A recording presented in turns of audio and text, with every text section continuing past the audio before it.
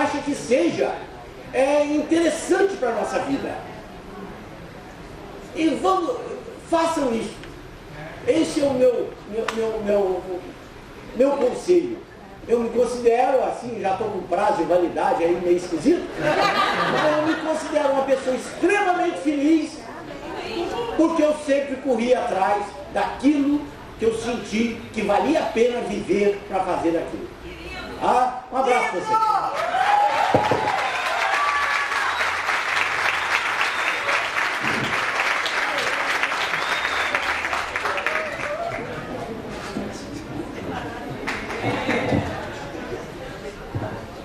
Bela palestra, professor Franklin, de todos aqui da mesa. E eu gostaria agora de abrir rapidamente para alguma pergunta, um bloco de perguntas, 3 perguntas, para depois fazer um pequeno intervalo e voltarmos com o restante da nossa mesa. Por favor, alguma pergunta? Alguém quer fazer?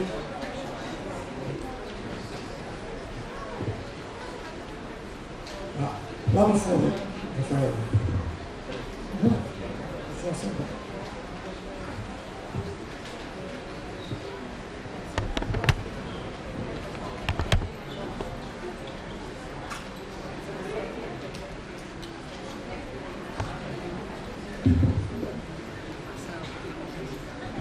Oi? A minha pergunta é para a professora Heloísa Bello. Heloísa, nos teus escritos, né, que nós todos estudamos nele, ensinamos os alunos com o teu material, você faz uma distinção entre a diplomática e a tipologia documental. A diplomática como a ciência que estuda as estruturas dos documentos, portanto, aquelas estruturas que são emanadas dos atos administrativos e que, contextualizadas e, portanto, carregadas da sua atividade, vão gerar o tipo. A identificação dessa atividade dentro dos contextos é um parâmetro fundamental para nós definirmos as séries documentais. Entretanto, na literatura, a gente ouve termos assim, diplomática arquivística, diplomática contemporânea, tipologia documental. Como nós temos muitos alunos, e também porque esses termos não são ainda muito consensuais na linguagem dos autores, eles vão revelando algumas tendências de tradições arquivísticas, eu queria que você comentasse um pouco a distinção entre essa nova diplomática e o que se chama de diplomática arquivística dessa diplomática mais clássica. Tem aqui uma. Acho que tem aqui na pergunta. Mais alguém? Aqui, ó. Ele aqui. Mais alguém só para fazer um bloco de perguntas?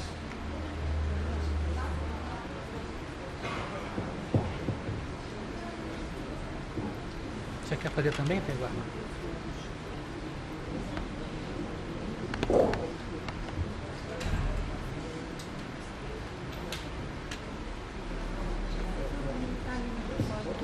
Boa tarde. Queria fazer uma pergunta para a professora Marilena sobre a língua portuguesa e o Reino de Portugal.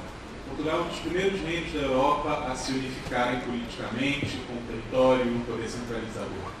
É uma dúvida minha. O que a senhora acha que leva à adoção do vernáculo tão tardiamente em Portugal, quando o país já se constitui em uma unidade política autônoma? Por que a língua demora tanto a se fixar e a se normatizar?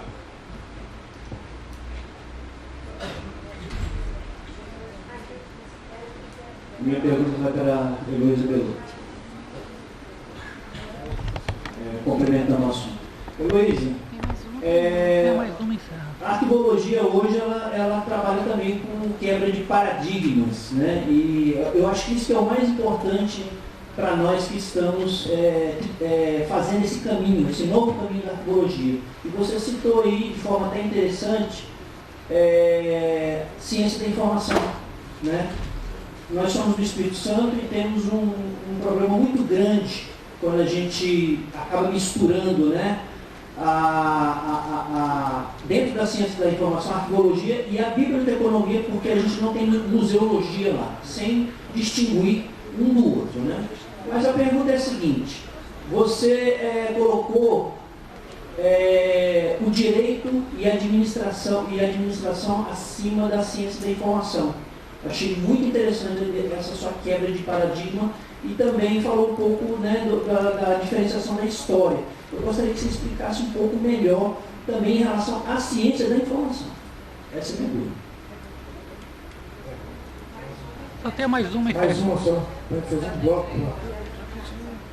Tem que levantar o dedo, tem que levantar. Boa tarde a todos. Na verdade, eu não tenho uma pergunta, mas um pedido, né? Não sei se diretamente ao professor Franklin ou algum aqui que seja responsável por isso.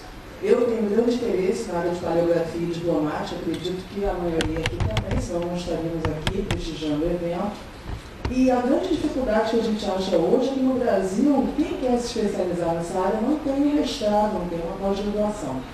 Então, quem quer se dedicar a isso tem que ir para Portugal, tem que ir para outros países. Eu gostaria de saber se no Brasil a gente já tem algum meio de especialização nessa área e se, a partir, né, da conquista desse primeiro congresso, pode-se começar a pensar na elaboração do mestrado na área. Freitas, tem só mais uma aqui, ó. Professor. Mais uma aqui, ó. O microfone. Gente, é o hábito. Freitas, tem só mais uma pergunta Só aqui. mais uma que está igual aqui, vamos fechar. Breve, tá igual. Obrigado. Então, eu só queria dirigir a pergunta para o Franklin e para a Heloísa. Franklin falou de cartulário, e Heloísa acho que foi diplomática, museu diplomático. Gostaria de perguntar se ambos não veem uma relação à tradição documental aí, se existe algum campo, alguma pesquisa que esteja caminhando no estudo de tradição documental, e cada vez tem se tornado mais contemporâneo esse tema, tendo em vista os arquivos eletrônicos, os cópias eletrônicos. Então, esse estudo da tradição documental dos cartulários, no caso, assim, que é tanto para a filmagem quanto para a artista. Enfim, tradição documental, existe alguma coisa, alguém pesquisando isso, vocês conhecem, ou precisa de carinho? Obrigado. Professora Heloísa Belotto, por favor. É porque para responder com uma frase assim. Bom, a tipologia é assim. A tipologia não é sinônimo de diplomática contemporânea, porque a diplomática é infinitamente mais do que a tipologia. Então, a tipologia documental, se nós vamos estudar por que o documento tem aquela diagramação, porque ele é uma procuração, ele é um decreto, portanto corresponde à ação jurídica ou burocrática que nele vem impressa, é uma parte de um grande todo, né, que vai explicar por que essa procuração está num cartório, por que o cartório recebe aquele direito de legitimar a procuração, e historicamente como é que é isso feito. Então, a diplomática vai além, vai a entidade que produz, e nesse caso do cartório, que é uma entidade legitimadora da fé pública do documento. Então, a diplomática é mais ampla que a tipologia. A tipologia está ali dentro, mas a diplomática, por exemplo, está vendo a autenticidade de um documento só, portanto, já está longe da tipologia e também é campo da diplomática.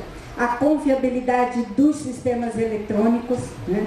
Essa possibilidade de não intervenção, de não falsificação, de não aniquilação dos sistemas eletrônicos, tudo isso é o campo da diplomática contemporânea, sem ser tipologia. Pronto, por aí chega, porque senão não dá para mais. E ciência da informação é assim, eu tenho uma bandeira, todo mundo no Brasil sabe que eu tenho essa bandeira.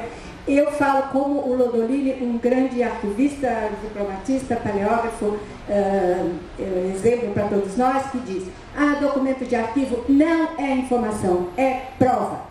E prova é mais que... Não é prova policial, é prova, assim, a palavra, aquilo que eu mostrei ali para o Franklin, pronto, já está no meu arquivo, é prova de que eu mostrei a minha frase do que o Franklin estava dizendo. Isto é, o documento de arquivo, ele está para provar, não está para informar.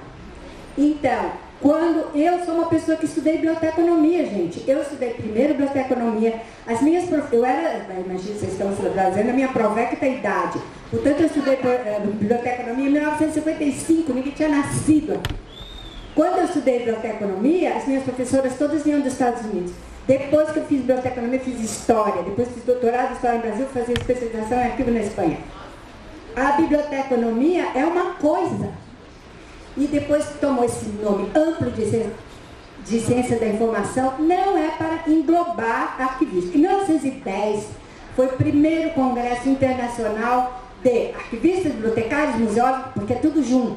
Agora a gente leva quase 100 anos para tentar separar, porque as metodologias são outras, o objeto é outro, a atitude é outra, o âmbito de ação é outro, a nossa ação é governamental, mesmo os arquivos privados são para provar a vida profissional, para provar a vida civil, o âmbito de trabalho é outro, tudo é outro, por que agora vai juntar outra vez?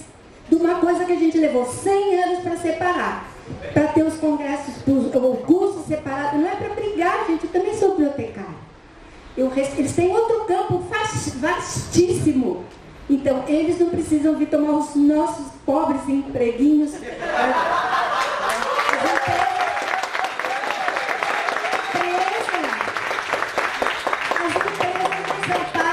empresas lá em São Paulo parecem no jornal. Precisa-se bibliotecário para organizar arquivo? Então, não é possível. E o bibliotecário vai. Não, porque ele podia não ir. Aí tudo bem. Só que ele vai. E depois fica em São Paulo, todas aquelas empresas, o arquivo daquelas empresas na UTI, aí vai atrás da Associação de Arquivistas em São Paulo. Então, é isso agora. Eu sei que todo mundo ciência da informação, mas é isso. Informação é uma coisa, arquivo é informação, mas arquivo é prova. O mestrado é o seguinte, é porque daqui a 2 anos a Unirio vai sair o primeiro mestrado na área de arquivo. Como fazer na área diplomática? Não precisa fazer mestrado, não precisa criar no país um mestrado em diplomática, gente, porque as minhas alunas, a Ana Célia leu o exemplo, trabalham com tipologia, com diplomática há tanto tempo, dentro do mestrado de História Social na USP, na linha de documentação. Então, qualquer mestrado de Direito, mestrado de Administração, pode fazer um assunto de arquivo. Então, a diplomática a pessoa pode fazer no Direito. A filologia, lá em São Paulo, o pessoal da filologia, do estudo da língua portuguesa, está fazendo tese de diplomática, porque eles estão estudando a estrutura semântica do documento, desses documentos coloniais, a diferença da mesma espécie documental, como é que está redigido, tudo isso eles estão fazendo isso dentro de filologia, de português, de literatura, de administração, de direito, de história. Então, por enquanto no Brasil, porque senão fica assim, nós vamos pôr os bois, o carro diante dos bois, fica em lugar nenhum do mundo tem mestrado em diplomática. A minha parte. Professor Franco, você quer completar para depois eu passar para o professor Helena? Do cartolar. E assim, a contradição documental, isso porque é como?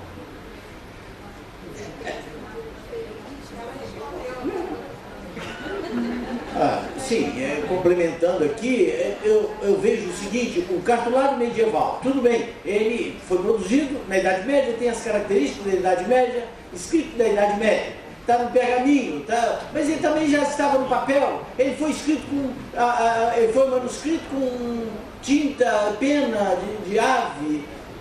Esses outros que foram feitos, que eu chamo de cartolários latino-americanos, que a gente ainda costuma encontrar de vez em quando, mas não é esse de vez em quando, é muito de vez em quando, ele tem toda uma estrutura do cartolário. Então, eu não chamaria de um neocartolário, mas é um cartolário produzido tardiamente e que atendeu aos mesmos objetivos e foi feito praticamente com as mesmas formas do medieval. Do tradicional. É uma forma da gente, inclusive, valorizar a nossa documentação. É muito ótimo, maravilhoso, paleografia medieval. É fantástico, nós temos que saber, o paleógrafo tem que saber um pouco de paleografia medieval. Mas nós temos que tomar conta da nossa documentação do século XVI em diante. Nós não estamos dando conta dela, nós temos que lê-la. O projeto Resgate trouxe milhares e milhares de documentos aqui. Nós precisamos de ler isso, os arquivos precisam de enxergar que tem que ler isso. Porque a gente que trabalhou com esses documentos, a gente vê o quanto que a história brasileira está dentro do páreo. E a grande dama da documentação manuscrita brasileira, a professora doutora Esther Bertoletti, que nos honra aqui com o presente. Ninguém fez mais pela documentação manuscrita colonial e imperial brasileira, mas principalmente a colonial, que é a professora Esther Bertoletti. Isso, quem vai dizer, vai ser o tempo. Daqui a 50 anos ou 60, como muitos de nós nem existimos mais, estarão falando deste trabalho. Parabéns à professora Esther.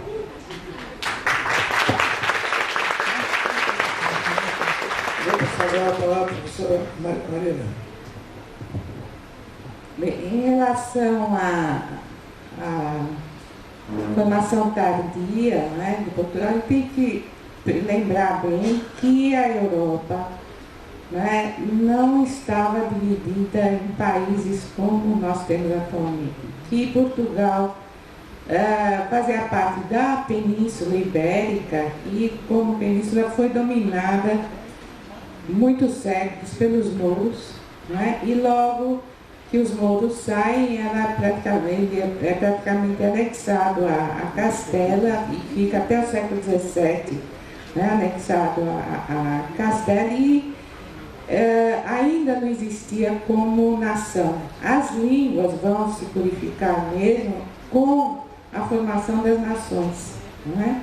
E todas elas são bastante tardias. A Península Itálica só vai se unificar no século XX, né, com Garibaldi. Então aí sim que o italiano se firma, né, como língua nacional. E a Alemanha também vai se unificar no século XIX. Então são várias cidades-estados que se unem e formam a língua nacional. Então é um fenômeno recente que a gente tem que considerar, né? Dado o liberalismo, dado a nova estrutura do mundo contemporâneo, né, que deu a nova forma. E Portugal não foi diferente, né? Inclusive, em termos de independência linguística, acho que o Brasil teve primeiro do que Portugal, né? Agora, existe uma natural divergência entre portugueses e espanhóis, hoje em dia, que eu acho que é muito mais de sentimento patriótico do que problema de entendimento de língua. Mas os espanhóis fazem questão de não entender português, né? E isso eu vi pessoalmente, eu sofri pessoalmente isso, né? Prometi nunca mais ir para a Espanha por causa disso, né? Porque eles não querem aprender, né, português, eles são vizinhos. E os nossos amigos portugueses de Portugal, quando vão para a Espanha, falam portunhol, né? O evento que eu fui era ibero-americano, né? Então, para mim, ibero-americano englobava, né, a Península Ibérica, os países de língua espanhola e o Brasil de língua portuguesa. Então eu vou falar português. Foi um desastre. Fiquei assim assombrada, tanto que o organizador, no evento seguinte, ele aí me disse, eu vou obrigar esse pessoal a começar a falar português. Ele promoveu, é um argentino, ele promoveu o evento em Minas Gerais, né, para fazer a turma do Peru, do Equador, do Chile, né, da Espanha, a terem que pelo menos se locomover dentro do Brasil e falar um pouco de português, né? Mas é questão mais, né, da história mesmo da Península Ibérica, né? Mas é também um trabalho que os portugueses e os brasileiros estão fazendo em conjunto, tanto para unir quanto para separar, né, as histórias da língua portuguesa, e não tem nada ainda de definitivo. Isso é apenas um sentimento meu, né? Eu queria aproveitar, gente, agradecer o convite. Eu fui muito sem vergonha, né? Comecei a falar e não agradeci por estar, né, aqui participando desse evento, então faço, né, nesse momento, e muito feliz, né, porque eu comecei os meus trabalhos no arquivo do Alberto Lamego, né? Aprender a ler, né? Na época não tinha PIBIC, né? Não tinha bolsa, então a gente fazia por um interesse assim,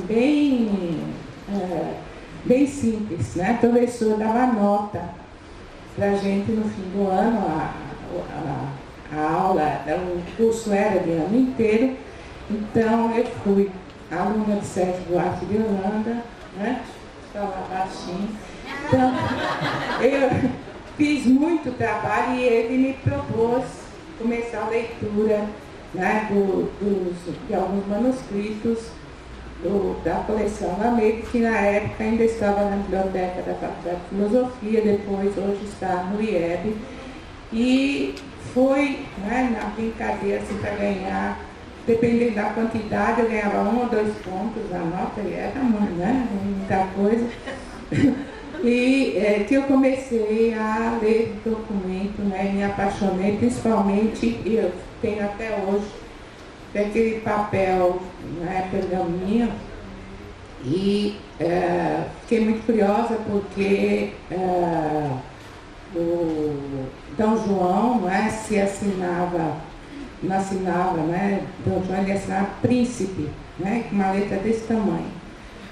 Dom Pedro I também, imperador, né? Aí eu fui depois procurar o rei também, foi só rei, nenhum colocava, né, o nome.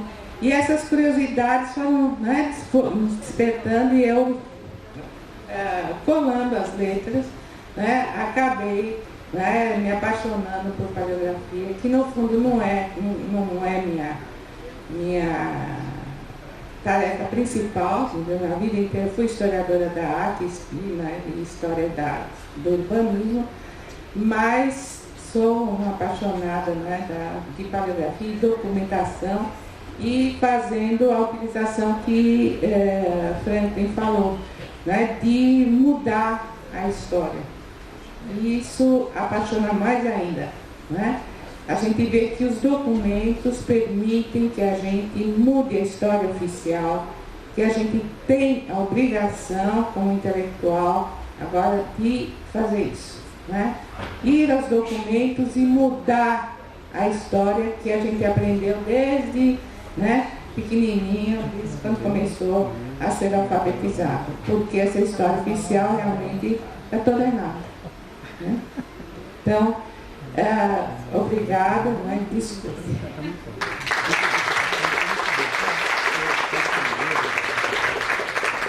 Eu gostaria de agradecer a presença dos professores que estão aqui à mesa, belíssimas contribuições para o nosso conhecimento.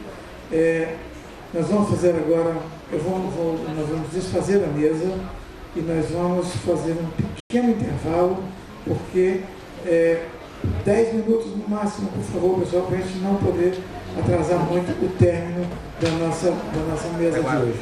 Pronto, volta contigo, hein? Volta comigo, claro, se for levar O Marcelo está vendo na banca aí da associação, após as comunicações ditas, vai ter o lançamento oficial. Quem quiser autógrafo pode pegar e vai ter uma pequena confraternização para a gente depois, tá bom?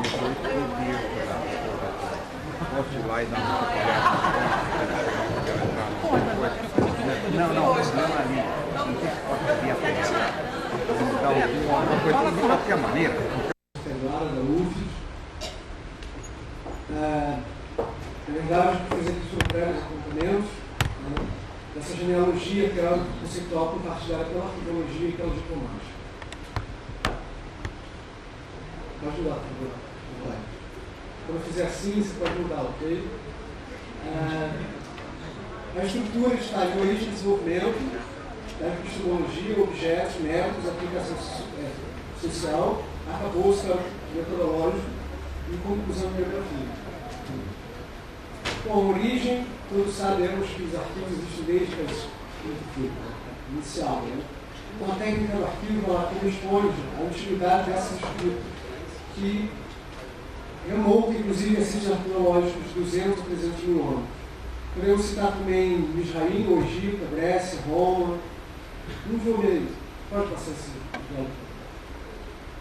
Mas a pedra fundamental da arqueologia, na realidade, ela foi lançada somente no século XVI, quando, durante, inclusive o caso Nova também se refere a archival doctrine, ou seja, a doutrina arquivística. Essa doutrina arquivística estuda a unidade documentária, né, que são também chamados pela diplomática de diplomas. E esse objeto, então, se dá no século XVI. Essa doutrina arquivística, ela na verdade surge em contexto social. O contexto social seria esse: o contexto da Revolução Científica.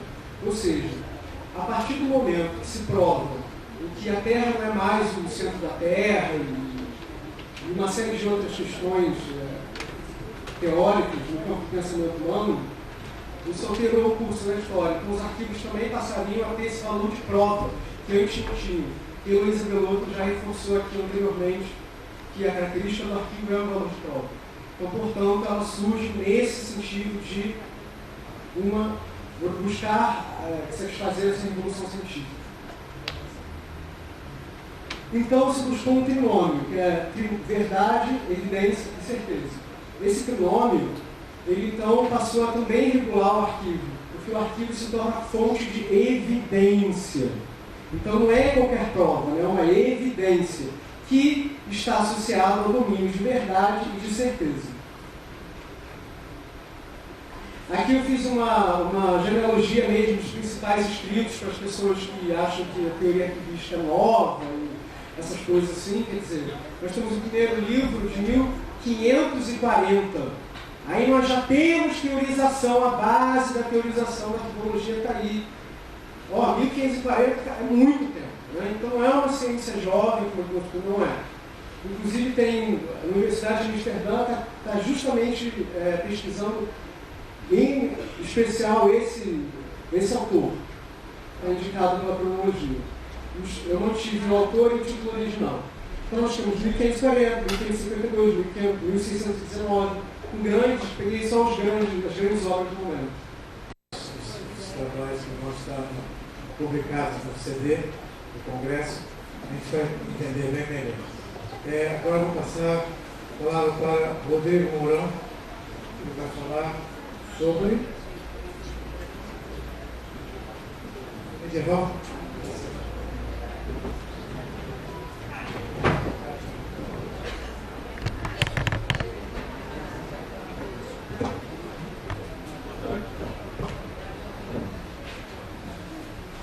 Boa tarde.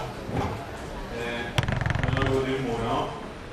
Eu estudo Idade Média, a paixão da minha vida, e tabela fui conhecer a paleografia, que se tornou uma outra paixão, especialmente a paleografia medieval. Eu faço doutoramento pela Universidade de Oslo, na Noruega, e eu trabalho com documentos do século XI, XII e início do século XIII. A gente vai fugir um pouquinho da paleografia brasileira, sair um pouquinho da Península Ibérica e ir para a Península Escandinava. É um pouco distante da nossa realidade, especialmente da nossa realidade acadêmica, porque a gente está, aqui no Brasil principalmente, a gente não tem, infelizmente ainda, o hábito nos historiadores de trabalhar com paleografia, de trabalhar com a construção de documentos, de colocar a mão na massa da história. A gente está muito preso ainda à transcrição, à publicação dessa transcrição, e os historiadores no Brasil, de uma forma geral, ainda não têm o saudável hábito de consultar o arquivo e o documento original, porque ele tem muito a nos dizer.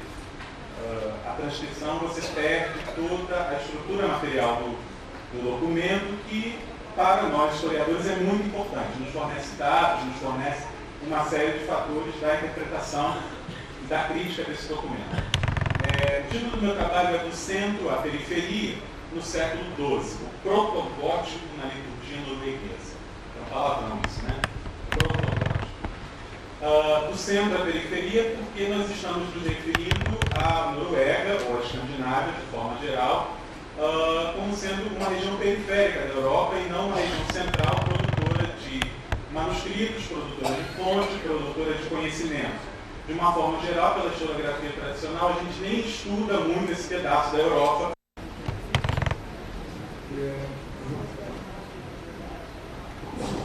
Vou passar agora a palavra para a Adriana. para a Aira.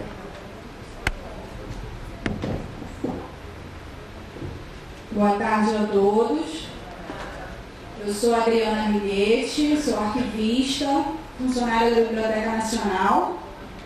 A Aira, também arquivista. Somos lotadas no Escritório de Direitos Autorais e viemos aqui dividir esse estudo que nós fizemos, esse estudo diplomático, intitulado A Produção de Documentos no Escritório de Direitos Autorais da Fundação Biblioteca Nacional, uma questão diplomática. Queria também agradecer, né, aos autores aqui presentes, produtores de conhecimento, em especial a Heloísa Belotto. Seu material muito nos foi útil para elaborar esse estudo. Então, nosso objetivo é apresentar esse estudo, que afirma a importância do estudo da gênese documental na gestão de arquivos, né? Identificar esse setor como produtor de documentos diplomáticos, analisando a produção, como se dá a produção desses documentos. Então, o elemento fundamental do documento, independente do suporte e formato, pela sua razão de origem, nós teremos o documento de arquivo, enquanto conjunto, formadores de arquivos, e aí sim, pela arquivologia, estudado pelas suas funções, princípios e técnicas. Enquanto unidade, teremos o estudo da espécie documental pela diplomática, ou seja, o estudo da sua estrutura formal. Apenas para caracterizar cada uma das áreas, das disciplinas, né, melhor dizendo, a diplomática, o objetivo é estudar o documento desde sua gênese, observando a sua estrutura formal para verificar se são autênticos. Lida com a unidade documental, isto é, como documento considerado isoladamente, seu campo de aplicação gira em torno do verídico quanto à estrutura e a finalidade do ato jurídico. Estabelece conexão entre o documento de arquivo e seu contexto legal administrativo. Enquanto que a arquivologia se utiliza da diplomática para estudar o arquivo, suas funções e os princípios e técnicas a serem observados na sua produção, organização, guarda, preservação e utilização. Trata do conjunto de documentos orgânicos, ou seja, dos arquivos, e sua metodologia consiste no estabelecimento, na manutenção e na análise das relações entre documentos e seus geradores, de forma a estabelecer, manter e analisar a autenticidade, a segurança e a fidelidade. Roberto Jorge Chaves Araújo.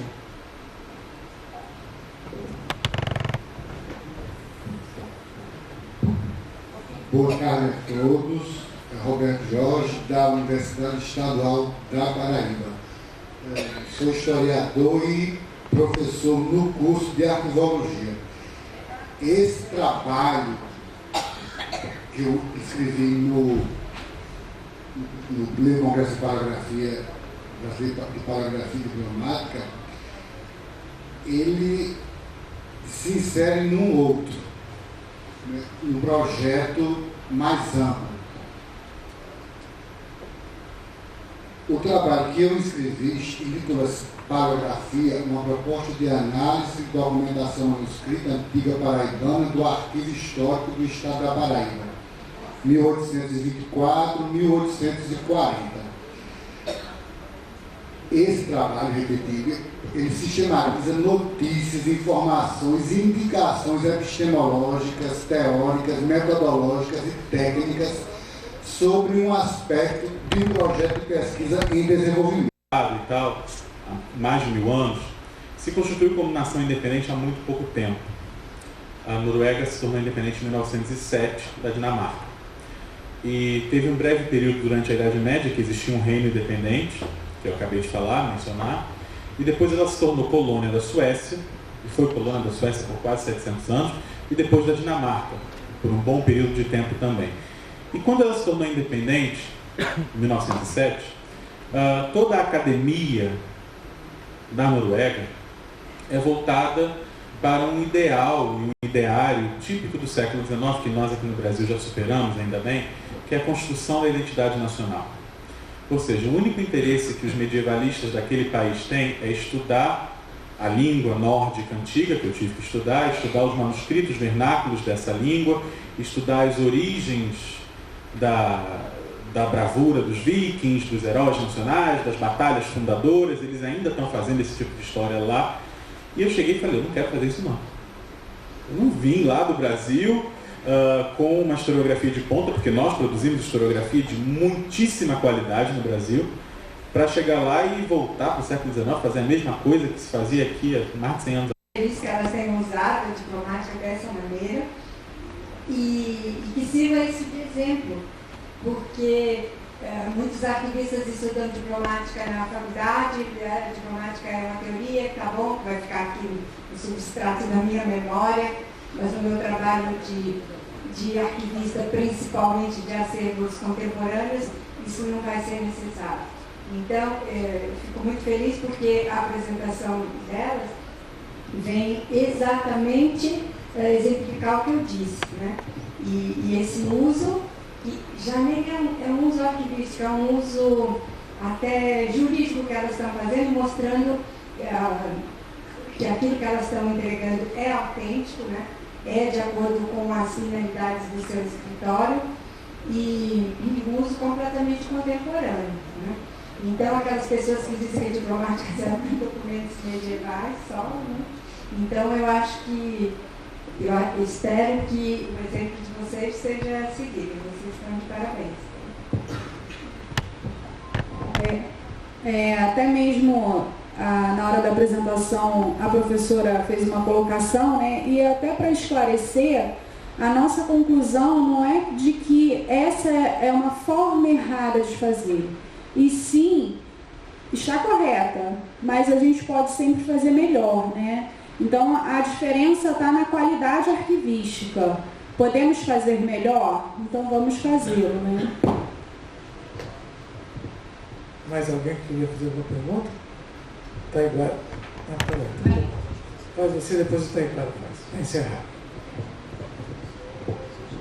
Eu gostaria de saber da Juliana, da biblioteca, se existe algum trabalho em relação ao suporte, né, desses documentos. Se vocês só trabalham com registro do documento em papel, como é que funciona isso? É até lamentável falar, né, mas assim, a lei de direito autoral, ela contempla a obra em qualquer suporte. Mas, como falei, né, esse registro ele é declaratório, não é constitutivo de direito. E por questões arquivísticas, né, de condição... Desfazer a mesa para os últimos recados da dona Rafaela. Gente, primeiro recado, na verdade eu vou no recado de hoje. Amanhã começaremos pontualmente às 8h30 para pagar os atrasos de hoje, do primeiro dia. 8h30, então amanhã a gente começa.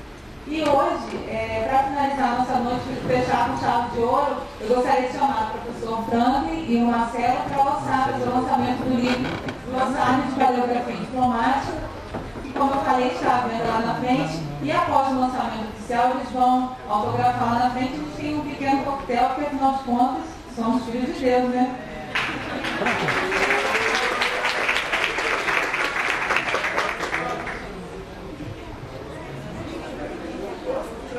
Eu queria ficar sentado lá, tá vendo?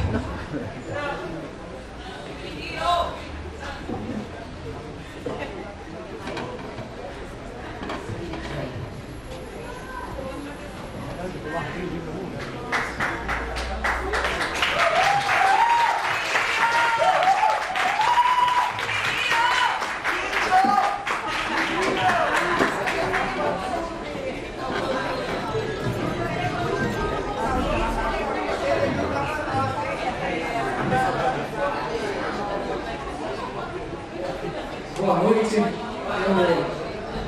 Estou estreando nessa função de autor, né? O Frank já está calejado disso. A gente vai falar rapidamente, né? Porque eu acho que o mais importante vai ser a confraternização lá fora. Agora, primeiramente, eu queria agradecer muito a presença, né, até essa hora de todos. Agora, em especial, aos meus alunos lá da Unirio. Os nossos alunos. Um ponto na média. Isso aí é super importante. O glossário, na verdade, teve origem no glossário do professor Frank, que ele escreveu em 94 pela AB, e aí era um glossário de cerca de 300 verbetes, só de paleografia. Foi a primeira obra do gênero aqui no Brasil, acredito até na América do Sul, inclusive, e que perdurou. Esse glossário foi logo esgotado.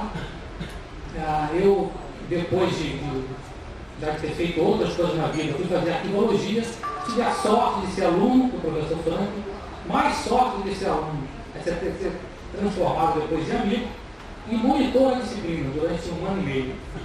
E aí a gente começou uma longa trajetória, né, de convívio, de aprendizado por minha parte.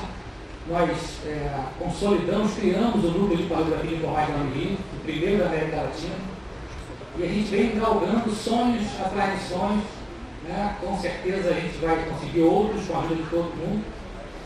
E surgiu a ideia, de algum tempo, uns 3 anos atrás, né, eu cheguei para o professor, vamos atualizar o glossário. Que precisa daquela, né, característica da humildade do professor Frank.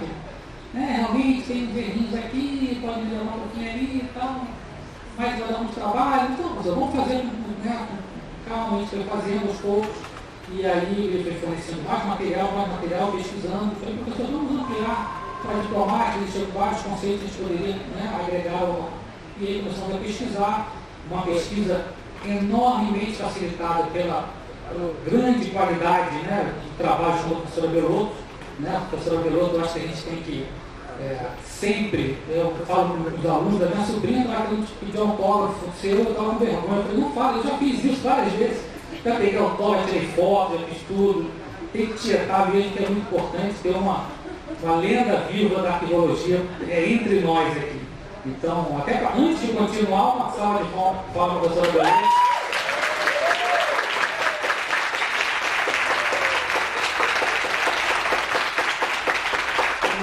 Alunos e amigos, não percam essa chance de pedir autógrafo, tirar uma foto, que vale a pena. Mas essas obras diferenciais, né, servem de apoio para outros trabalhos. Tem os dicionários de terminologia arquivística, tanto o edital do professor Belotto, professora Camargo, quanto o Arquivo Nacional, quanto o que saiu agora lá de Brasília, que é de biblioteconomia, arquivologia e documentação. Então, pesquisa, né, o professor esteve na Espanha, né, como professor visitante, trouxe muito material. Então, na verdade, o glossário é um trabalho de pesquisa, né, que nós tivemos como base várias obras que fomos pesquisando, dicionário da língua portuguesa, claro, a gente tem que consultar e ver isso tudo, né, destilação. E aí aquele pequeno glossário de cerca de 300 verbetes passou para quase 1.300 verbetes. Esse glossário ele iria ser lançado no final do ano. Muita gente falou, poxa, que surpresa, saiu agora, a gente não estava sabendo de nada e tal. Então, na verdade, é um trabalho que iria perdurar mais alguns meses. Como o Congresso, né, tomou, como eu falei, da diplomática, tomou uma dimensão, né, ele foi pensado ano passado em Vitória, né, para ser apenas um encontro regional, e tomou uma dimensão de Congresso Nacional, com gente até da Noruega, tem gente aqui da Noruega. E aí a gente falou, não, a gente tem que lançar, é quase uma obrigação nossa lançar esse glossário. E a gente correu. Vocês terem uma ideia, no dia anterior à nossa viagem, eu passei na editora, peguei 25 quilos de livro, né? Vocês podem ver pela minha forma física que eu não sou nenhum atleta. Cheguei na Unirio, né, mais suado que o Daniel, mas conseguimos fazer todo esse esforço para a gente lançar esse livro aqui, porque é mais do que a realização de um sonho, é dividir com vocês essa certeza de que a gente tem que lutar cada dia pelos nossos sonhos. Eu queria passar a palavra aqui para o grande professor Franklin, que ele é o nosso mestre, com certeza.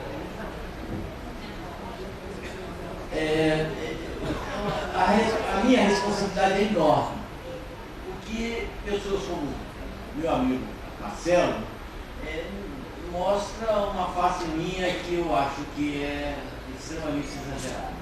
Sinceramente, sem falsa modéstia. Eu não sou isso, não. Eu não sou isso tudo, não. Eu sou apenas uma pessoa com decisão E essa decisão eu tomei quando eu tinha lá meus 20 e tal anos, de que eu tracei um caminho na vida, trabalhava 3 turnos, trabalhei durante 27 anos em 3 turnos, na iniciativa privada e na universidade, mas enxergando alguma coisa que eu achei prazeroso, que sempre foi a paleografia. Eu fui um daqueles, que aliás é bom que se fale isso aqui.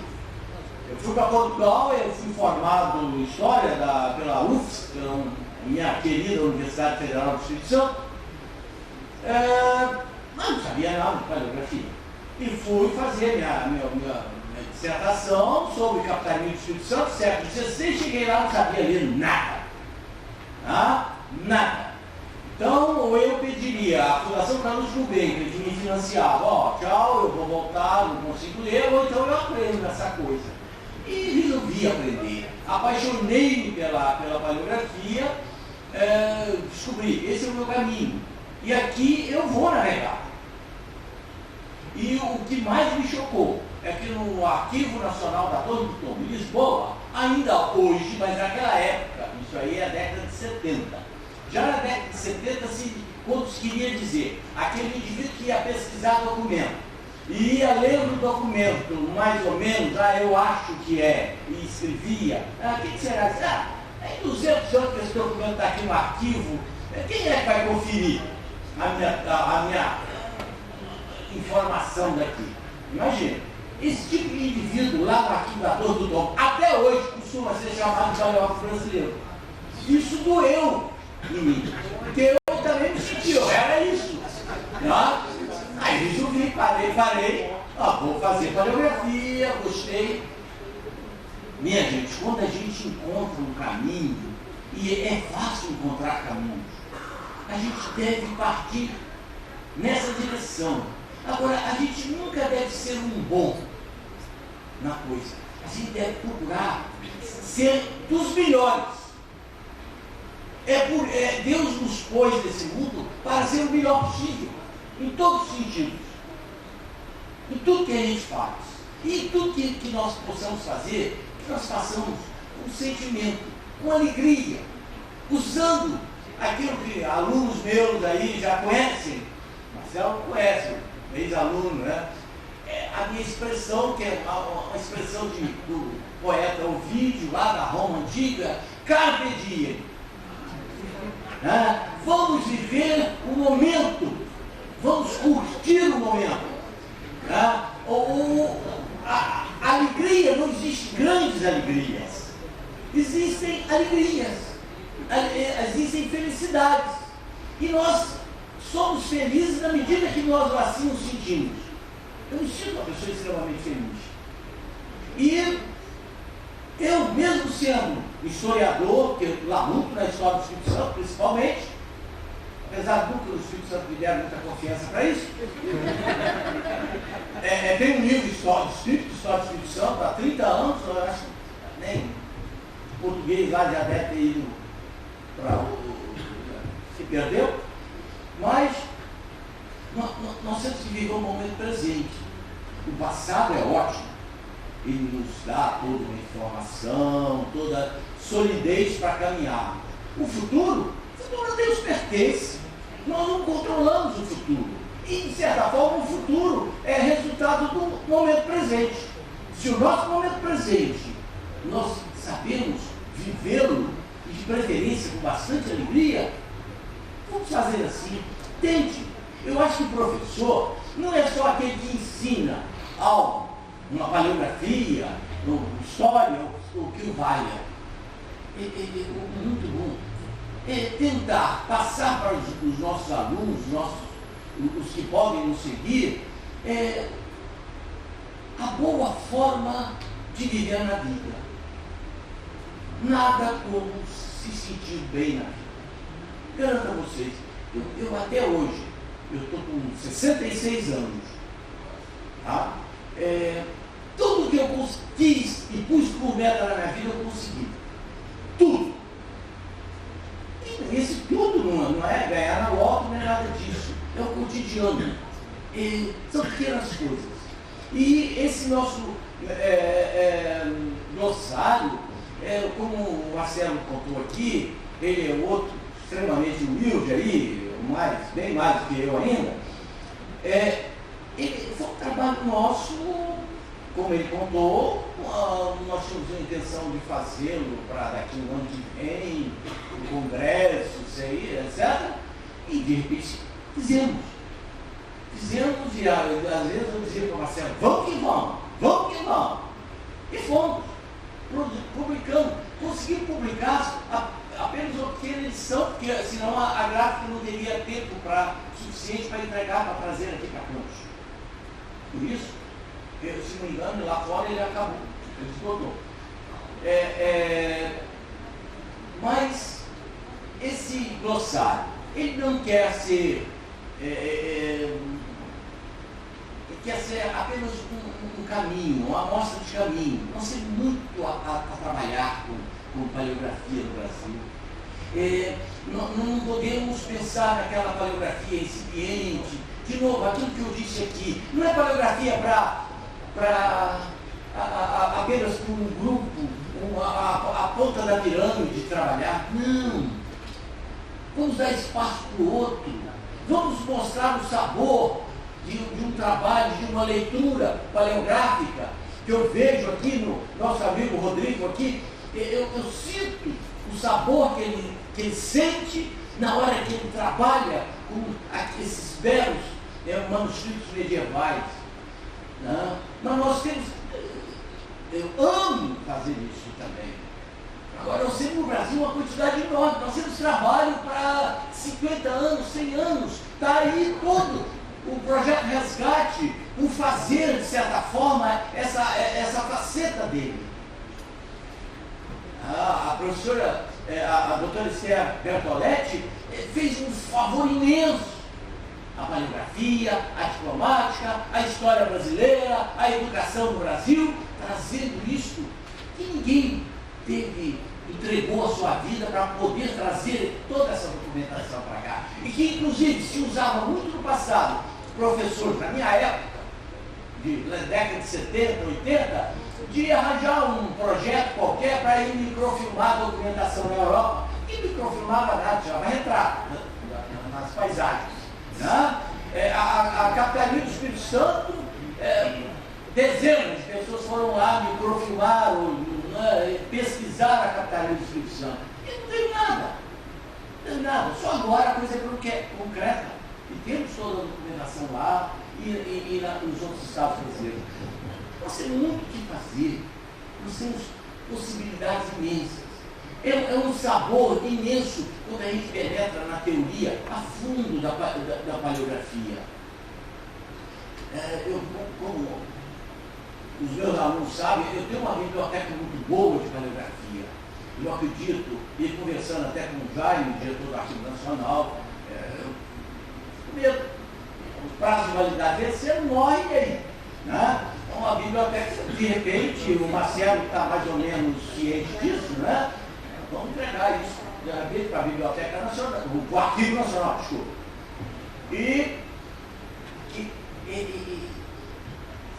a gente tem um acervo grande, mas o acervo é para mim? Não! O acervo é para todo esse grupo que gosta de trabalhar, que gostará de trabalhar com isso.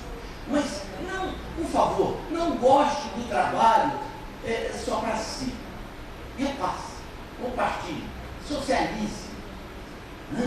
Vamos levar, vamos dar uma demonstração aí de que a paleografia não é só para a história, a paleografia também é para a filologia. Eu fiz paleografia na Europa no curso de letras e assim por diante.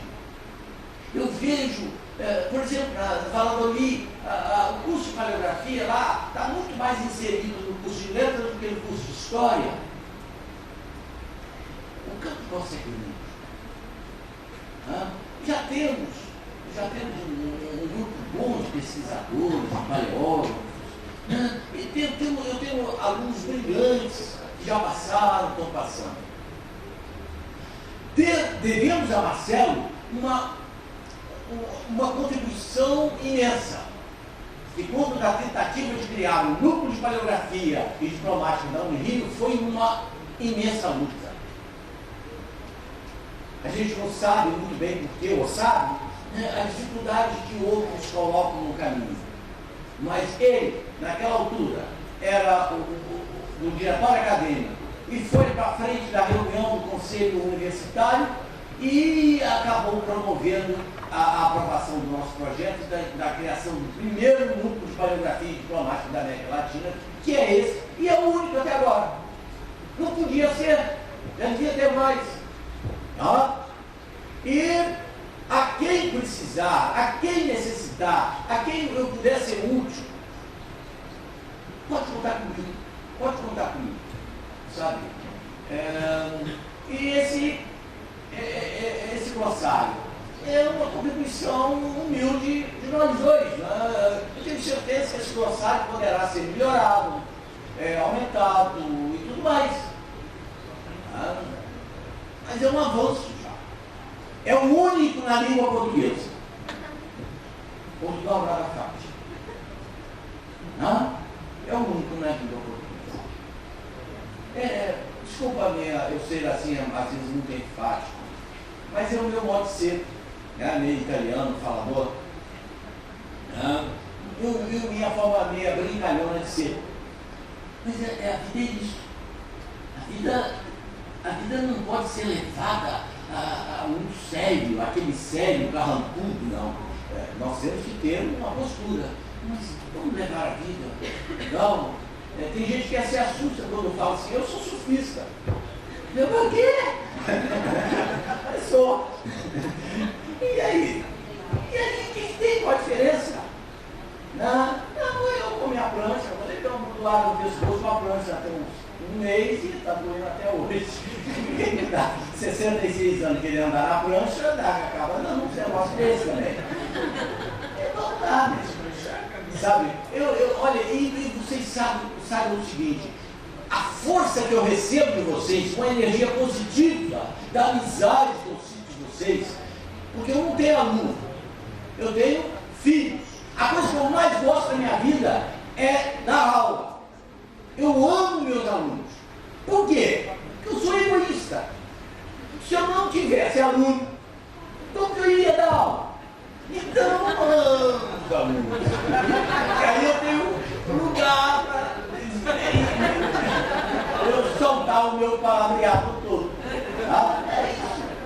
Tá? Eu espero que vocês tenham toda a felicidade do mundo. Agora, lembre-se, viva o momento presente, esse positivo, sabe? Esse positivo. Vai tudo dar certo. E dá. Não começa a pensar que vai dar errado, não começa a dar. Cuidado com os seus sonhos. Eles podem se realizar. Então sonhe mesmo. Tá bom? Muito obrigado.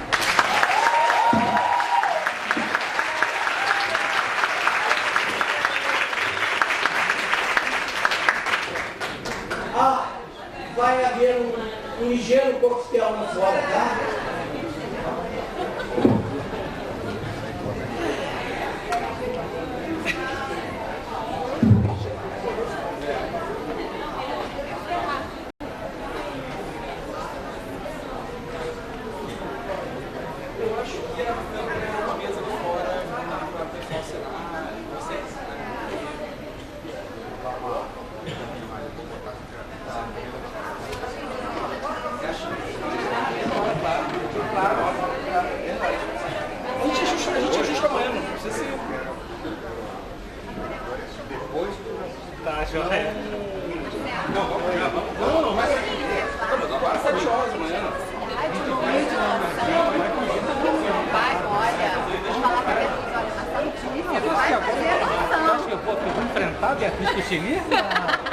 Vou levar para lá, claro, vou levar.